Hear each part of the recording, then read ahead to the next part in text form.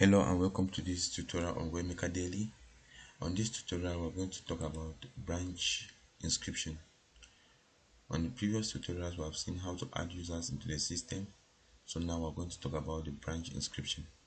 So the branch inscription is fairly simple and straight to the point. This is a concept. It is possible for instance, we have the head office and a branch office in Douala, head office in Bamenda, a credit union of as Webmaker Cooperative. We have a branch in Douala, head office is in Bamenda. So it's possible for a member to be residing in Bamenda, doing daily savings in the Bamenda head office while the member's account is in Douala. Same as it is possible for one of the members of the head office in Bamenda to be in Douala, doing daily collection in Douala, and at the end of the month the amount or the savings balance for that customer is being transferred to Bamenda. So that's the concept.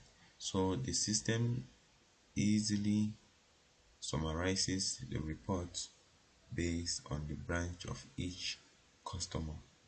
So if you have customers whose accounts are in a different branch from the current branch in which you are working, it's always good to specify the branch of that customer when inscribing.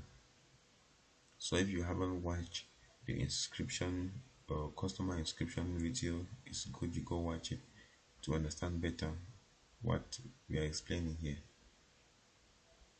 Each time you are inscribing a customer, the first thing you do is to select the customer branch. So the admin privilege permits the addition of various branches such that it specifies the account where that customer, the account, the head office or the office where that customer's account is located.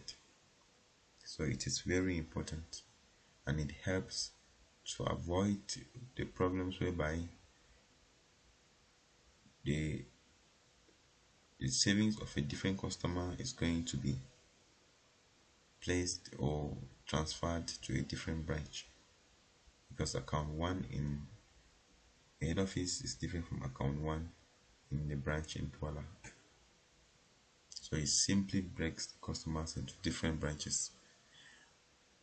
Hope the concept is understood and clear. So to add a branch, you simply type the branch name. Let's say here's Douala, and you click on update, and that is it. So you type multiple branches or whatever the purpose you want. If you want to separate some customers into a particular purpose group, you could as well still type a group under the branch name. For instance, if you have some particular customers who have loans in the office and they are under special recovery, you could do this as well.